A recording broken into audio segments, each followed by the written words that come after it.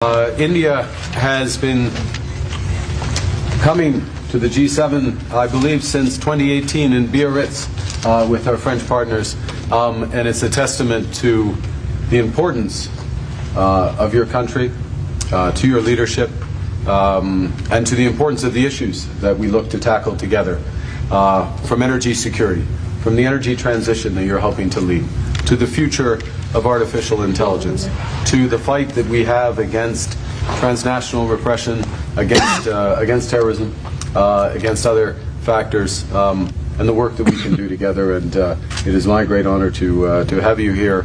I enjoyed your intervention just now, and we look forward to our discussion.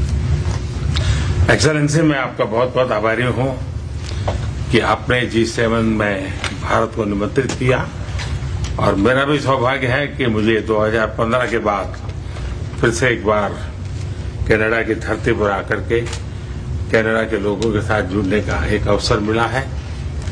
Bharat दुनिया की सबसे बड़ा लोकतांत्रिक देश है।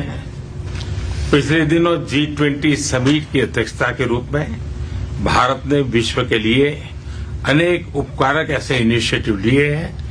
आज G7 के अंदर G20 में भारत ने जो मजबूत नींव रखी है, उसको एक प्रकार से नए स्वरूप में G7 में उसके एग्जीक्यूशन की दिशा में ले जाने में एक बहुत बड़ा अवसर है, और भारत इस अवसर का उपयोग ग्लोबल गुड के लिए करने के लिए हमेशा इच्छुक रहा है, आगे भी इच्छुक रहेगा। भारत और कनाडा के संबंध अनेक प्रकार से बहुत ही महत्वपूर्ण है। कनाडा की अनेक कंपनियों का भारत में निवेश है। भारत के लोगों का भी कनाडा की धरती पर बहुत बड़ा निवेश है।